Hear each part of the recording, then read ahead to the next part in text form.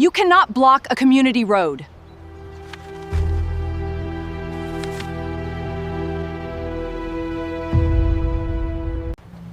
Welcome back to HOA Justice Stories, where power gets questioned, facts come first, and the truth always has the final say. The court officer fastened a red notice to the steel gate, while 40 cars sat trapped on the HOA's only road. The same HOA that sued me for buying 1,600 acres outside their border had just lost legal access to the land I owned. Engines idled in a dusty line behind Patricia Kane's white Lexus. Delivery trucks could not enter. Residents could not leave without turning around. The entire subdivision depended on one access corridor, and the judge's order said that corridor belonged to me. Patricia pushed through the crowd with her phone raised like a weapon. Her navy blazer was perfect. Her face was not. "You cannot block a community road," she snapped. That was her first mistake. It had never been their road. I stood beside the fence with the court order folded in my hand. The morning smelled like hot asphalt, exhaust, and dry grass. Brake lights glowed red down the hill.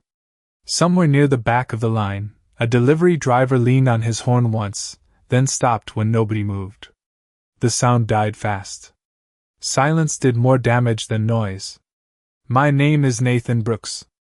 I am 45 years old, and 4 months earlier, I had bought the 1,600 acres wrapping around the east side of Willow Creek Estates. It was not fancy land. Mostly pasture, cedar breaks, 2 dry creek beds, and an old county fence line that had been ignored for years. I bought it because I wanted distance. I wanted room for cattle, quiet mornings, and a place where nobody measured grass with a ruler. Willow Creek Estates sat next door like a glass ornament. Matching mailboxes. White stone entrance signs. Perfect lawns. Golf carts in every driveway. I did not care about their rules because I was not in their HOA. That should have been the end of it. It was not. Patricia Kane made sure of that. The first letter arrived before I had even finished moving equipment onto the property. It accused me of lowering neighborhood standards with visible fencing materials near the eastern boundary. The second claimed my work trucks created an eyesore for residents entering the community. The third demanded that I stop using heavy machinery within view of their entrance road. Their entrance road. That phrase appeared again and again. I kept the letters in a folder and went back to work. Then the storm came.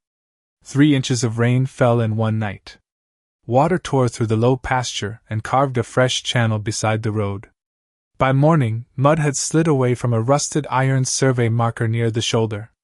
It leaned out of the ground like a warning. I called a surveyor that afternoon.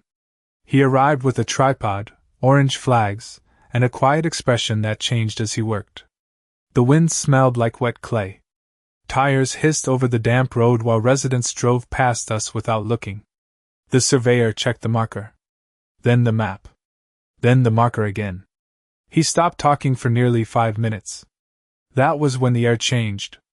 He pointed at the pavement and said, "Nathan, this access road crosses your parcel." A black sport utility vehicle slowed behind us.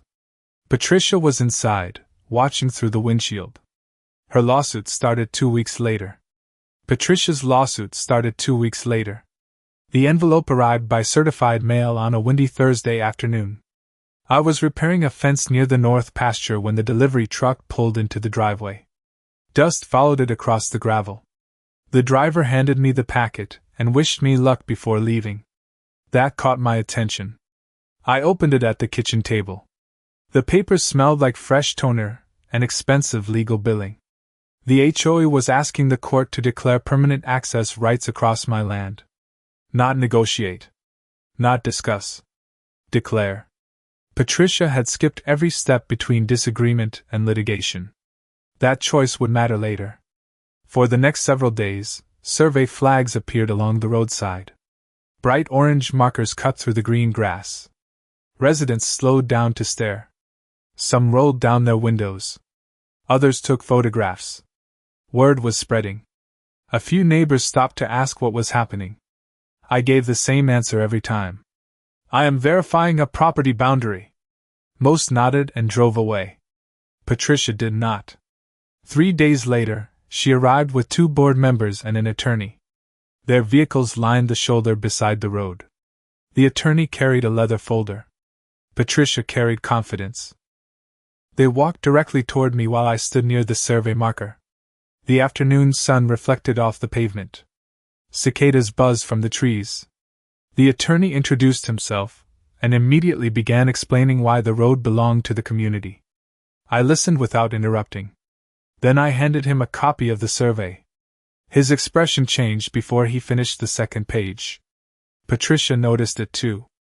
That was interesting. She reached for the document. He hesitated before handing it over. Another interesting detail. The conversation ended quickly after that. They left without making threats. Sometimes silence says more than arguments. A week later, my attorney filed a response. The lawsuit moved forward. Discovery requests began arriving. Boxes of records changed hands. Property maps. Historical filings. Maintenance reports. Easement references. Every new document added another piece to the puzzle. One evening, I spread everything across the dining room table. The smell of coffee filled the room. Rain tapped softly against the windows. I traced the road corridor through decades of paperwork. Ownership records remained consistent. The road sat where the survey said it sat. On my land. Yet the HOA kept acting as if repetition could replace documentation. Then I noticed something else. Several maintenance records referenced agreements I had never seen. The dates were old. Older than the subdivision itself. One file mentioned a supporting document attached elsewhere. Another referenced an amendment. Neither was included. Missing paperwork has a way of attracting attention. The next morning, I drove to the county records office. The building sat beside the courthouse square. Inside, the air smelled like paper, dust, and floor polish. I submitted a request and waited. The clerk disappeared into storage. Minutes later, she returned carrying a stack of folders tied with faded string. One folder looked much older than the others. The label had nearly worn away. She placed it in front of me and said something I still remember clearly. "I do not think anyone has opened this one in years." I untied the string and turned to the first page. I untied the string and turned to the first page. The paper felt brittle beneath my fingers. A faint smell of old ink drifted from the folder. The document dated back decades. Another page followed. Then another.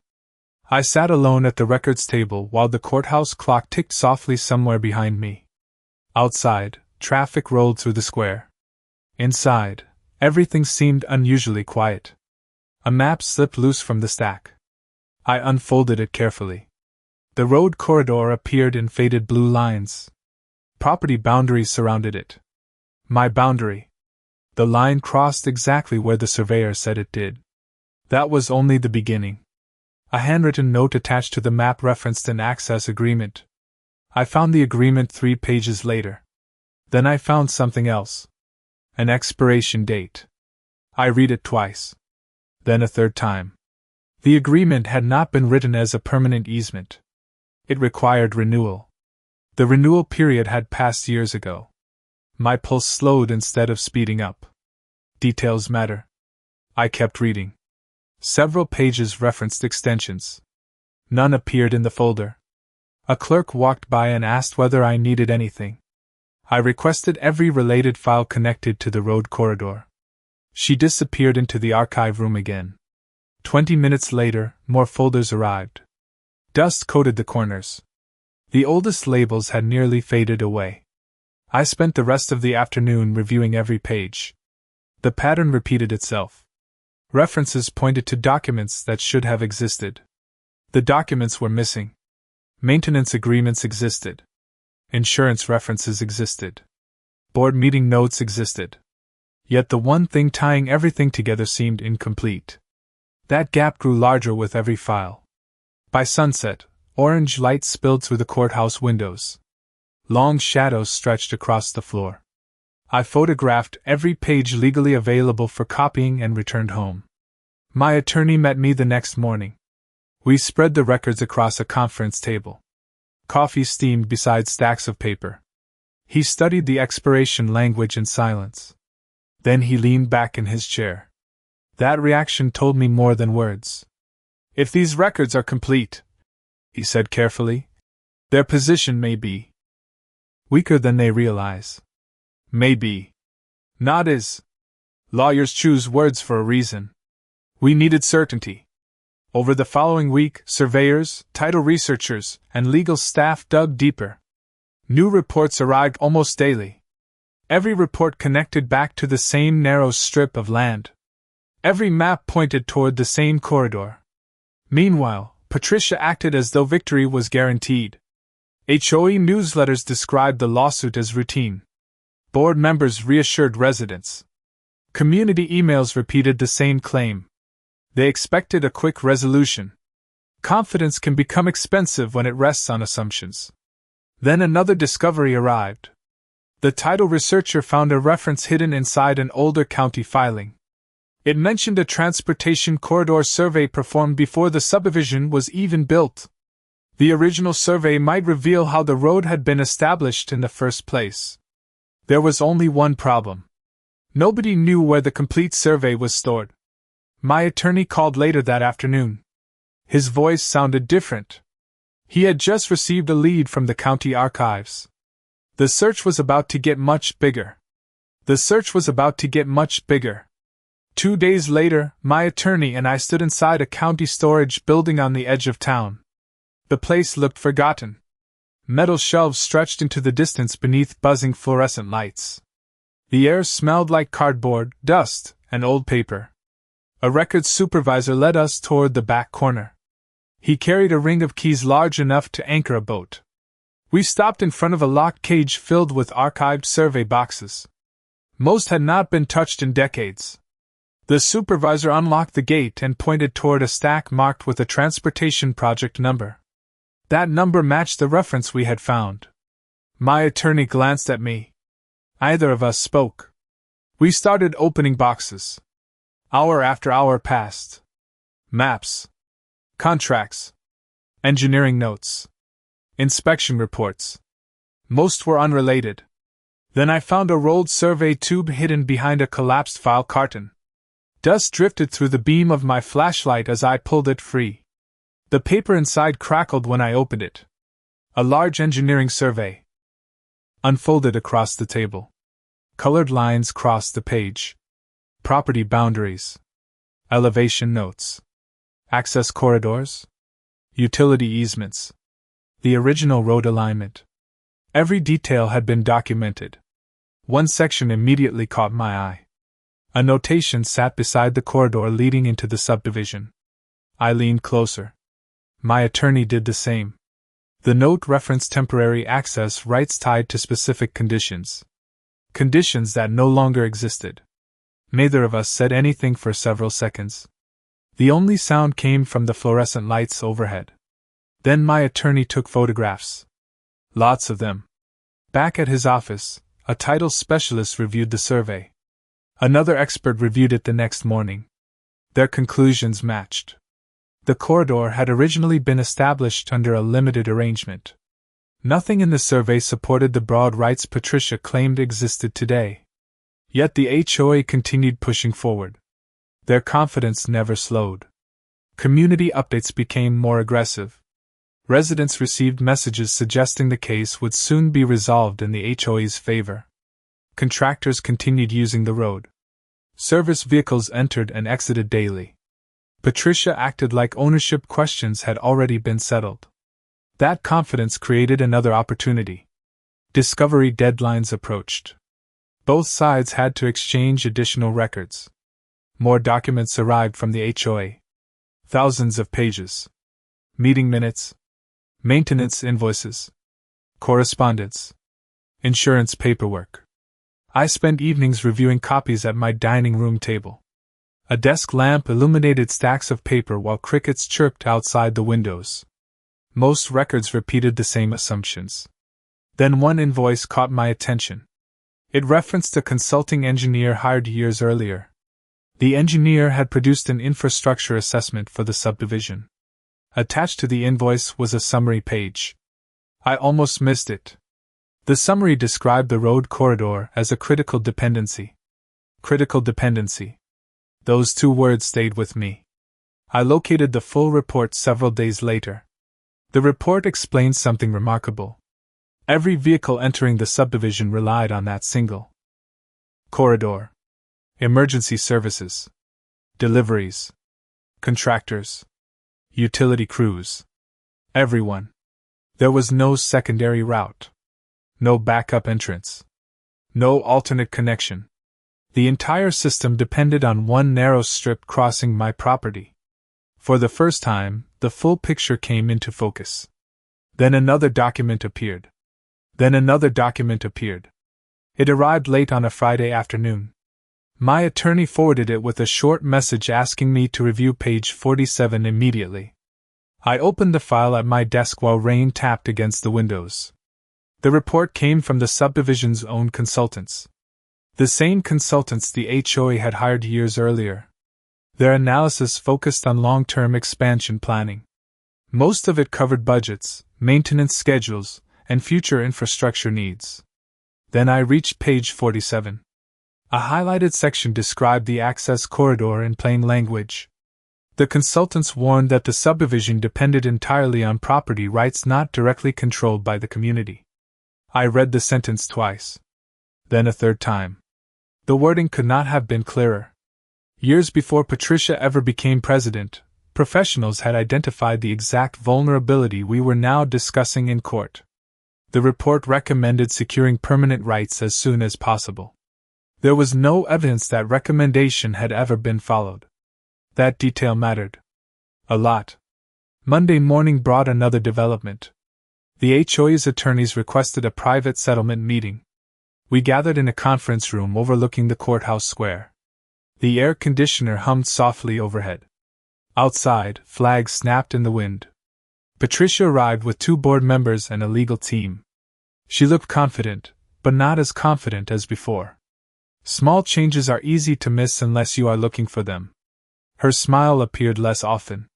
Her answers became shorter. The meeting lasted nearly 3 hours. They argued community reliance. They argued historical use. They argued fairness. My attorney listened carefully. Then he presented portions of the records we had uncovered. The room grew noticeably quieter. One board member stopped taking notes. Another stared at the table. Patricia maintained her composure, but her eyes moved repeatedly toward her attorney. That caught my attention. The discussion ended without agreement. As we walked toward the parking lot, my attorney carried the same calm expression he always carried. That usually meant something important had happened. Discovery continued. More experts became involved. Transportation planners reviewed the corridor history. Survey specialists verified boundaries. Title researchers traced ownership chains.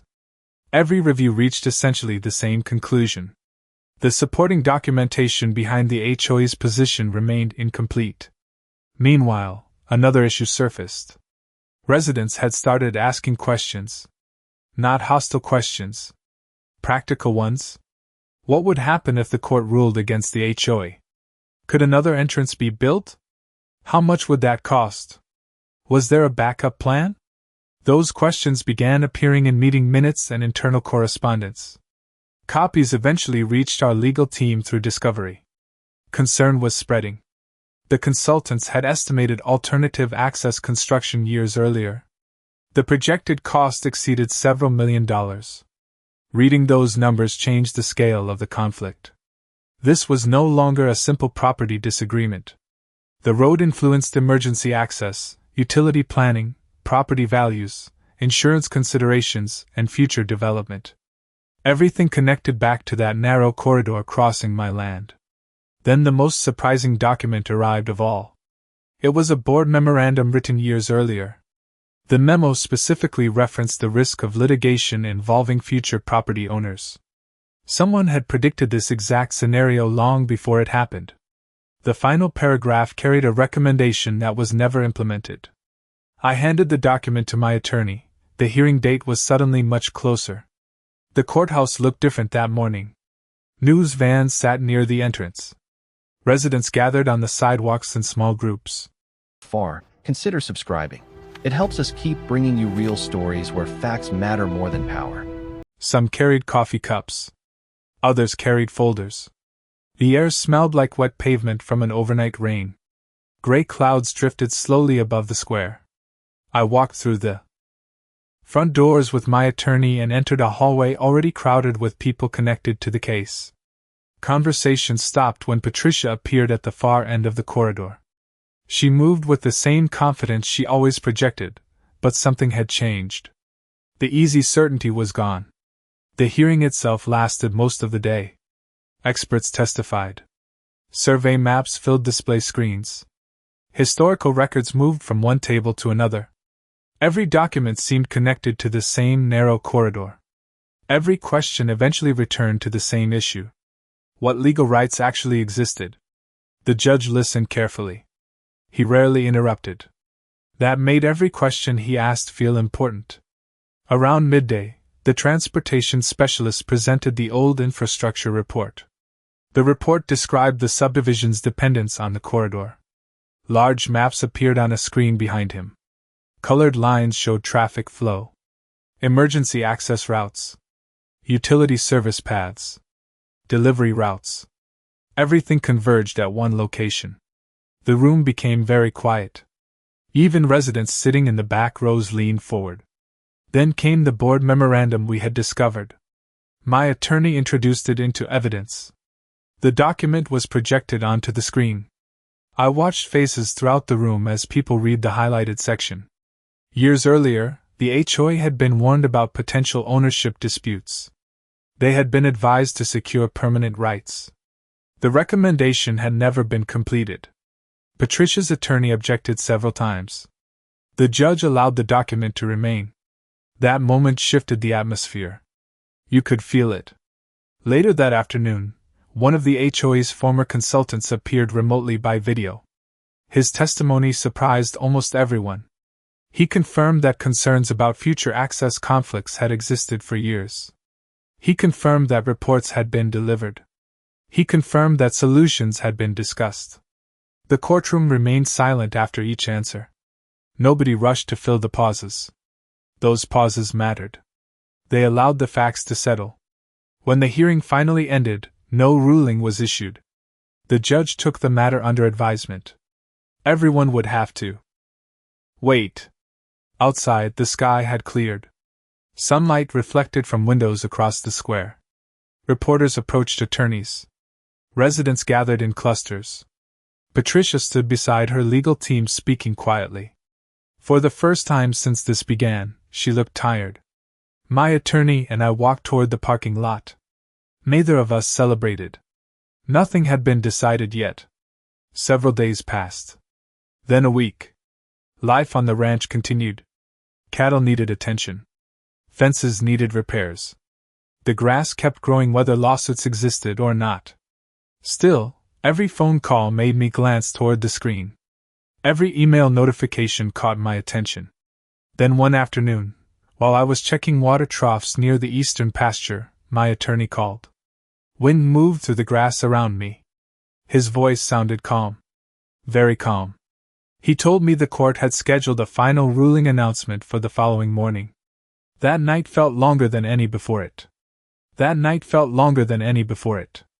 I barely slept.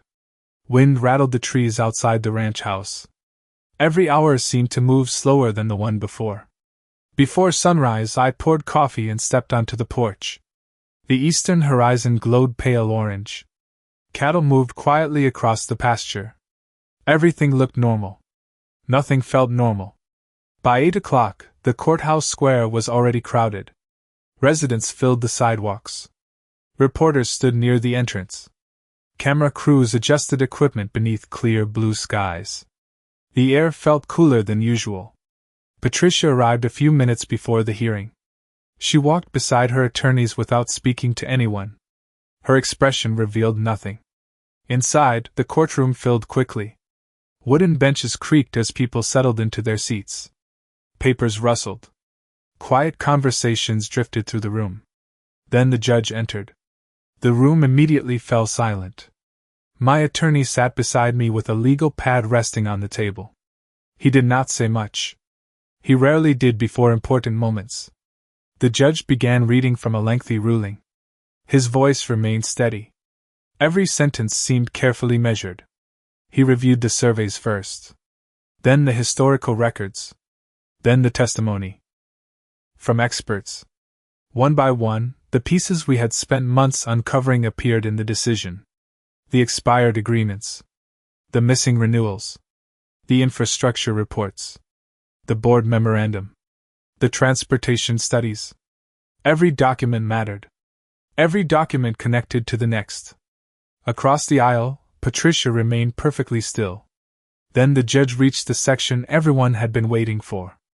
He addressed the claimed access rights directly. The courtroom became so quiet I could hear pages turning near the back row. The judge explained that historical use alone did not create the rights the HOA claimed. He explained that the supporting documentation failed to establish permanent control. He explained that ownership records remained clear. My attorney finally looked up from his notes. Then came the sentence that changed everything. The court denied the HOA's primary request. A soft murmur moved through the room. Someone near the back exhaled loudly. Patricia stared straight ahead. The judge continued speaking, but many people were still processing what they had just heard. He outlined additional findings. Future access arrangements would require proper legal agreements. Existing assumptions could not replace documented rights. Responsibility for the situation rested with years of inaction. That observation landed hard. Several residents exchanged glances. Some looked toward Patricia. Others looked down at the floor. The ruling lasted nearly another 20 minutes.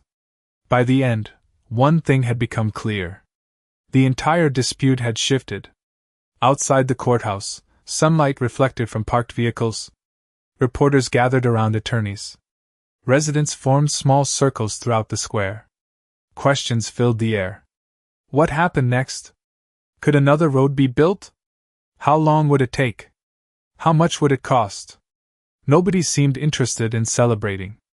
The consequences were too large. Patricia eventually emerged from the courthouse. For a moment she stood alone near the steps. Then her attorneys joined her. They spoke quietly before walking toward the parking lot. I never heard the conversation. I did not need to. The outcome was already written.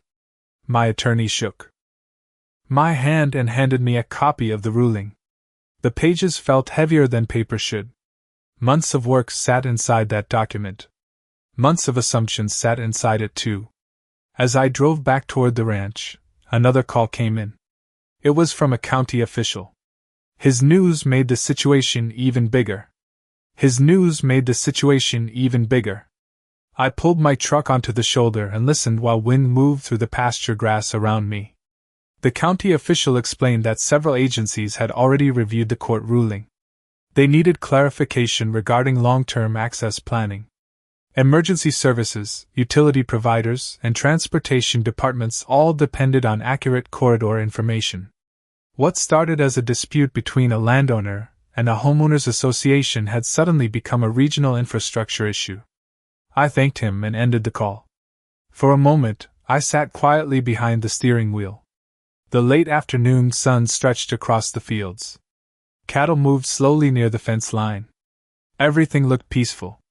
The paperwork said otherwise. Over the next several weeks, meetings multiplied. Engineers arrived. Surveyors returned. County representatives inspected maps and records. Vehicles came and went from my property almost daily. The gravel driveway rarely stayed empty. One morning, I stood beside a folding table covered with engineering drawings while a transportation planner traced possible future routes across a map. The smell of fresh coffee drifted through the cool air. Utility representatives asked questions about easements. Emergency planners reviewed response times. Every conversation led back to the same reality. The subdivision needed a long-term solution. Meanwhile, residents began receiving updates from their board. Those updates sounded very different from the confident messages sent earlier in the lawsuit. Discussions shifted toward planning, costs, alternatives, timelines.